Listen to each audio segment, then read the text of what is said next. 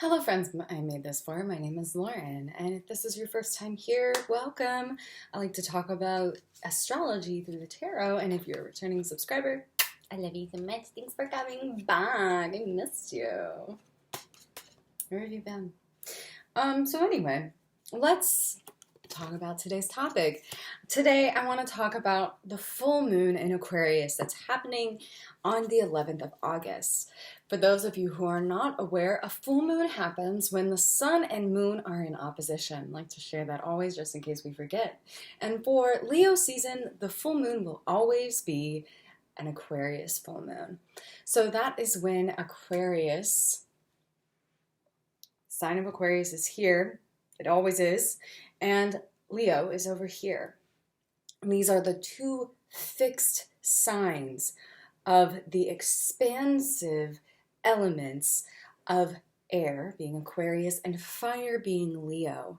So these two energies I like to think of as opposites on a color wheel. They can be really supportive, but if you mix them together, it gets a little strange, but they can side by side be really powerful together. So let's talk about what that means in the tarot. Of course, I've talked about Leo. I'll tag that video at the end. Leo is represented in the tarot as strength, and Aquarius is represented in the tarot as the star. So we are going to be looking at the star in three very different decks, starting with the Golden Art Nouveau Tarot, which looks like that on the back, the Cosmic Tarot, which looks like that on the back, and last but not least, the Lonely Dreamer Tarot. And of course, I'll link the playlist at the end. I've done a review on all three of these decks, so if you find them interesting and you want to see what they look like throughout the deck, a few more cards, I'll link that playlist at the end as well. So, before we talk about the star, let's talk about Aquarius. Aquarian energy is really hot right now. It's so hot right now. Since we have a lot of momentum with Saturn being in Aquarius, that has been our transit of recent. Of course, next year, I believe that planet, that transit will be moving into Pisces. So we've had a lot of Aquarian energy as a society. I think a lot of people talked about the Aquarian energy that was happening when it came to the shutdown starting in 2020, 2021. There's some Aquarian energy kind of rearing its head. And of course, Pluto is eventually, it's still in Capricorn right now, but that very cosmic-y, societal planet is going to be moving back into the sign of Aquarius. So there's going to be a lot of Aquarian energy to work with, or to kind of reflect on rather, for this full moon. Of course, this is fixed air, so it's very deep in its element. This is an unwavering energy. It's very strong, not passive, very stuck in it. I don't even want to say stuck in its ways, but very true to itself, actually. The flip side of this fixed energy would be Taurus and Scorpio. Those are the fixed signs that are the more contractive energies, the more I like to say contractive because we have contraction, expansion always. It's always happening throughout our lives. And so working with these energies, we can kind of see one as the, and then the energy that goes, and then the earth and water signs kind of being like, okay, but what's the physical realm that it lives in? What's the physical aspect to that?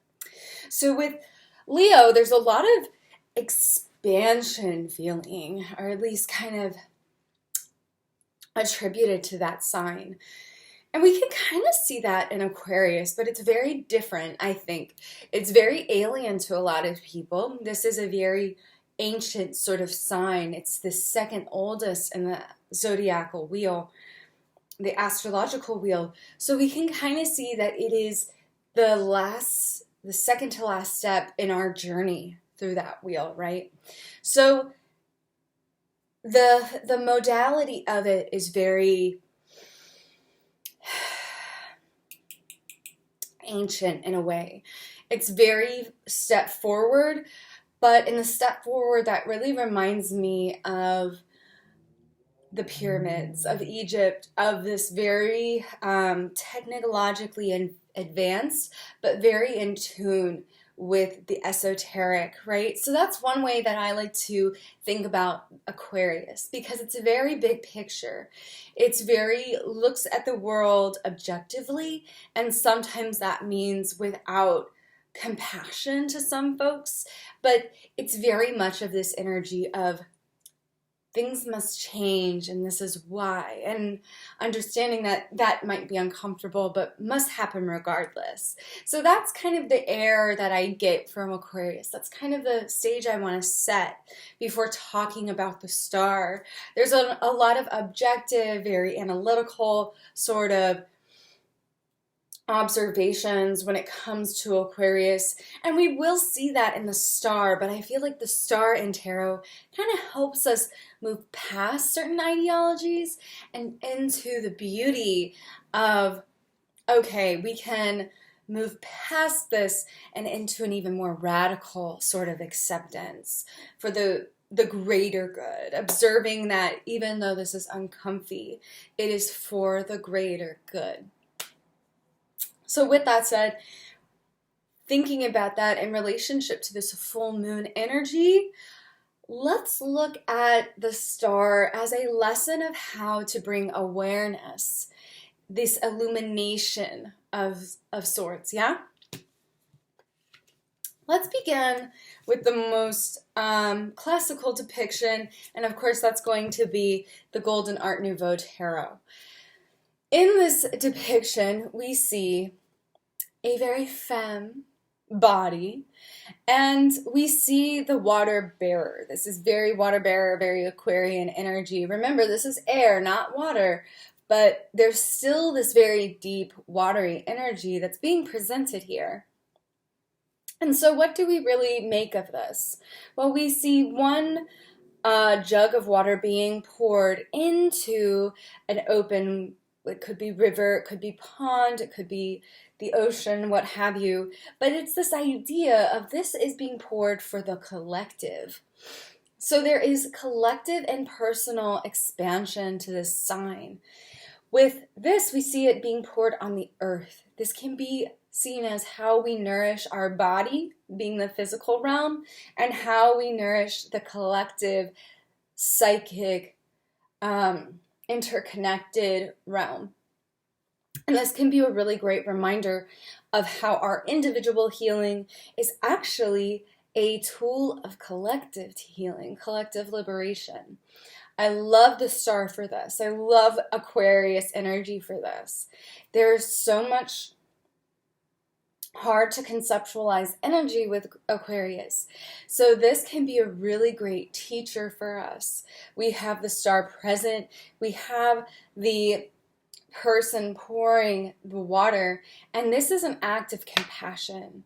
We can also see in this classic depiction that the star is nude chest. So what does this kind of symbolize? Being open-hearted, allowing your heart to move forward for you. So following the heart and being vulnerable in your healing practice. So how does this relate to Aquarian energy and this full moon in Aquarius? Well, one of these things that I like to take away from it is by looking at this as a sign of how can I be soft in my healing for myself and others? How can I allow myself to be vulnerable even when it's uncomfy, right? When we talked about Cancer season, we talked about the Chariot and being vulnerable enough to leave the Chariot as the charioteer, knowing that it doesn't serve us. And a lot of people like to talk about Cancer as being just this hard shell of protection and all of that. just as some people give Aquarius a bad rap for being so disconnected, but this is actually the Aquarius that is in its power, is a very humanitarian, very open and loving energy that is focused maybe not on being compassionate in the moment, but knowing that this work is being done for collective healing. It might not be comfy. Again, it might not be comfy, but we gotta do it. So what's the next card that we can kind of look at for a teacher around this? Well, the Cosmic Tarot shows us something very interesting that I think is beautiful here. We see the star, which this card reminds me a lot of the Hermit in this suit, which I find really interesting. Something that we might want to like hone in on is that the star comes right after the Tower. So there's an upheaval that is happening before we come to the star. In the Fool's journey, if we're following the Fool's journey, that upheaval, that Mars energy of change is our initiator to bring us to the star. Because if the Tower didn't crumble, if everything didn't get a little fucked up, we might be stuck in the space that we thought was safe, but actually wasn't. So what can we take here? So we see this connection, this earth-sky connection. And this can, again, I love coming back to these representations because they say to us, this is all about connecting to our higher realms or of a more collective ideology, being able to observe what works and what doesn't. What I find also really interesting in this interpretation is we do see the 2 cups again, but they're being poured onto the lotus. The lotus being a flower that cannot bloom unless it lives in the mud. So Aquarian energy, giving back to the beauty of that healing modality. The last thing that I think is really important in this picture is that we see the flamingo. Why is the flamingo important to me? Well, I think what's really interesting about the flamingo is that they are one of the few animals that can live in some of the most toxic environments. They feed on shrimp that live in these highly toxic, acidic baths of water and are able to just eat those little shrimpies up, and that's why they get their pink color. It is because they alone can live in this very volatile experience, this environment that is likely to kill many other animals, but not them. And so this to me goes back to, I think, one of the greatest lessons of Aquarius and the star, and it's how are we surviving? How are we healing our lineage and surviving in hospitable ways? The connection to the foot in the water also has this connection to me of being able to step into the subconscious and observe the collective harm that's being done so that we can create collective healing. Knowing that, again, we don't have to give in to, well, this isn't comfy, I don't want to be here. Same, baby. So this is really powerful energy for us to tap into, thinking about how are we surviving in the most inhospitable environments, but also how are we nurturing that which we find beautiful, that which we find important. Aquarius is all about finding solutions and about moving forward, and the star is a great representation of that. Moving forward, moving with this desire, this mission. This is the mission, to water the earth, to bring nurturing water. That is the water bearer, bringing that nourishment to others for the collective. I also love, before I move on, this star on the person, this reflective, like almost crown chakra inspired to me. And this again, like connection to the higher realms, connection to purpose, connection to mission, of which we are channeling onto earth through what we do. So with this full moon, think about what are we here to illuminate towards our mission, towards what we are meant to do, towards what is most important to us, right? And lastly, the star from the Lonely Dreamer Tarot. This is a card that represents some of the darkest moments of the star. Sometimes things are uncomfortable because we are having to go through the darkest parts of the soul, including family lineage. And there's something big connection when it comes to lineage and connection, that we are cleansing ourselves in the star. This is where we release a lot of old family stories, these stories that no longer serve us. And that does not mean we're going to be just beautiful, like, oh, I'm pouring some water. Oh, I'm pouring more water, but I have a friend this time. Like, no, sometimes this work can feel really isolating, really tiring, but we are connected here. This is the star and this is us. We create our own illumination. And this is very perfect for when we are going into Virgo, which is the hermit, where we use that light to guide us. There's this light that's being dropped almost into the water. And I think, again, this reminds us that this is not always like, oh, I'm so pretty, beep, beep, beep, beep, beep. Like, sometimes shit is fucking dark. And that's part of the healing process. This can be isolating when we are doing our soul's work that's specific to us in breaking family curses, for lack of a better word. The star is a big teacher there, but it's also, when it comes to Aquarius, sometimes people don't understand you, Aquarius. It's really fucking tough. You might feel like an alien. Others observe you like an alien, right? And that on its own is really isolating. But this is part of the Aquarian energy that we are kind of just being asked to tap into for this full moon. So if that resonates with you, definitely let me know down below. Those are my reflections towards this full moon. Again, pull out your star card within your tarot deck and let me know what's coming up for you.